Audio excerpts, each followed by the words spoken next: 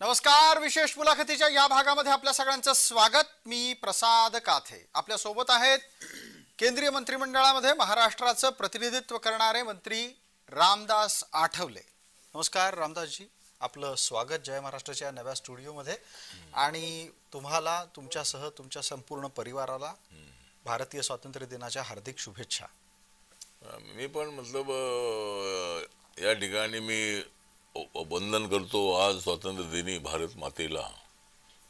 आज मी वंदन करतो स्वातंत्र्य दिनाच्या निमित्ताने भारत मातेला आणि जय महाराष्ट्र जय भीम करतो मी प्रसाद काथेला. अरे वा धन्यवाद. चर्चेच्या पहिल्या टप्प्यातलाच थेट तुमच्यासाठीचा माझा प्रश्न असा असणार आहे की प्राप्त स्थितीत तुम्हाला असं वाटतंय की महाराष्ट्रात महायुतीचं सरकार येणार आहे, तुम्ही त्यातला एक महत्त्वाचा घटक आहात म्हणून हा प्रश्न आहे. तर आता असं आहे की प्रसाद महाराष्ट्रामध्ये महायुतीचं सरकार नक्कीच येणार आहे.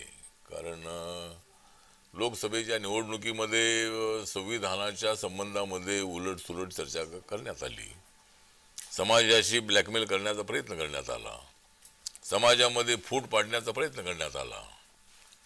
आणि जे नरेंद्र मोदी संविधानाला माथा टेकून शपथ घेत आहेत, जे नरेंद्र मोदी बाबासाहेब आंबेडकरांची अनेक स्मारकाची कामं अपूर्ण करतायत, ज्या काँग्रेसच्या काळामध्ये बाबासाहेबांना भारतरत्न देण्यात आला नाही, ज्या काँग्रेसच्या काळामध्ये त्या सेंट्रल हॉलमध्ये जिथं बाबासाहेब आंबेडकरांनी आणि संविधान सभेने संविधान तयार केलं त्या ठिकाणी अनेकांचे फोटो होते,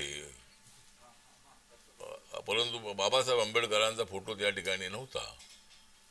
आपल्याला माहित आहे की ज्या ठिकाणी बाबासाहेबांनी संविधान लिहिलं त्या 26 अलीपूर रोड या ठिकाणी बाबासाहेबांचं स्मारक त्यांना उभं करता आलं नाही. जनपद रोडवर डॉक्टर आंबेडकर फाउंडेशन होतं, त्या फाउंडेशनच्या ठिकाणी त्या ठिकाणी एक मोठी बिल्डिंग आणि ती मोठी लायब्ररी उभं करणं आवश्यक होतं, ते त्यांनी काही केलं नाही. हिंदू मिलची जी जागा आहे तिथं अनेक वर्षांपासून मागणी होत होती की हिंदू मिल या ठिकाणी स्मारक करा, पण नरेंद्र मोदी सत्तेवर आल्यानंतर त्यांनी ताबडतोब 3,700 कोटीची जमीन बाबासाहेबांच्या स्मारकाला दिली आणि आता 1200, 1300, 1400 कोटी रुपये खर्च करून त्या ठिकाणी स्मारक होतंय. तर सांगण्याचं पण आठवले साहेब, कसं आहे तुम्ही जी काही सांगताय सगळा तपशील, त्याच्यात नरेंद्र मोदींनी थोडक्यात काय तर दलित वर्गासाठी आणि राज्यघटनेचा जो काही आत्ताचा ढाचा आहे तो टिकवण्यासाठी खूप काम केलं असं तुम्हाला सांगायचंय. एवढं असून सुद्धा दलित आणि त्यात सुद्धा जोडीला गेलेले मुसलमान हे दोघंही मोदींच्या विरोधात गेले आणि तुम्ही त्यांच्या सोबत असताना अशा पद्धतीनं काहीच करू शकला नाही, तसं चित्र आहे. नाही, मला असं वाटतं की दलित सगळेच विरोधामध्ये गेलं असं अजिबात नाही आहे. म्हणजे दलित जे आहे ते दलित काही प्रमाणामध्ये आमच्यासोबत राहिलेही.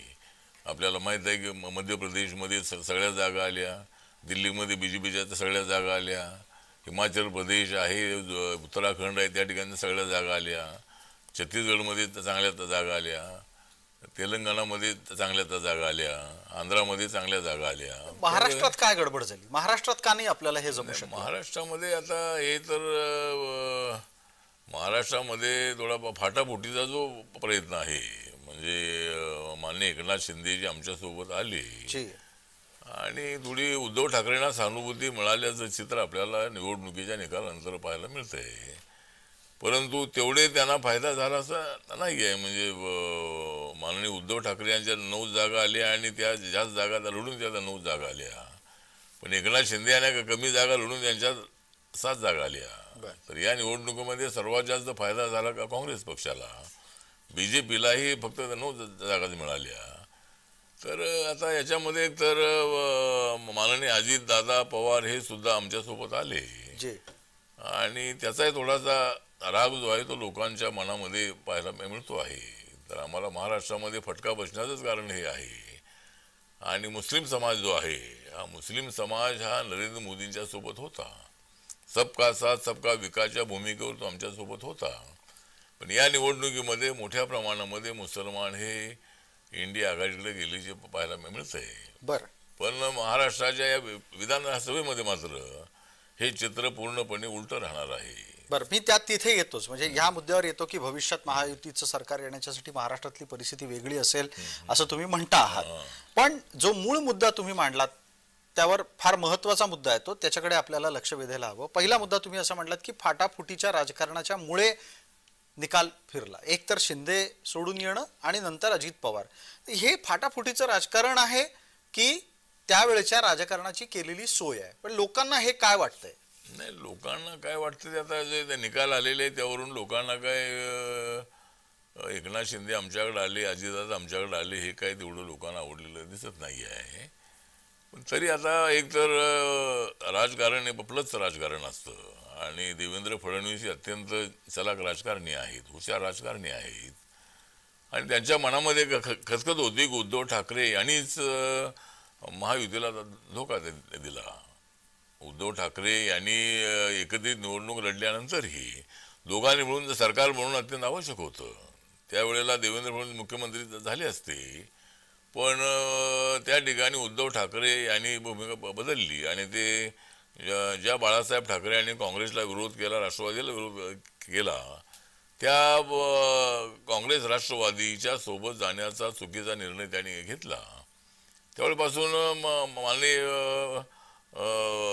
देवेंद्र फडणवीस यांच्या मनामध्ये एक सातत्यानं एक संतापाची भूमिका होती आणि आता त्यांनी एकनाथ शिंदेना फोडलं असं नाही आहे. तर एकनाथ शिंदे यांच्या मनामध्येच असं होतं की जर मुख्यमंत्री करायचं होतं तर त्यांना मुख्यमंत्री करणं आवश्यक होतं, कारण ते त्या ठिकाणी त्या पक्षाचे नेते होते.